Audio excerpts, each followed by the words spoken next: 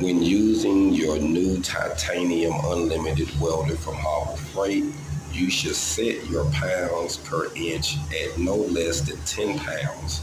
I believe this would save you a lot of money on gas. You still can be able to weld nice welds in all positions with 10 pounds. I made sure I did an live example so that way you can see the pounds I am using and how I have set the regulator. This is a great unit when it comes to fabrication. You can make a lot of cool parts and produce a lot of nice welds with this Harbor Freight unit. Be blessed and continuously get your hard on.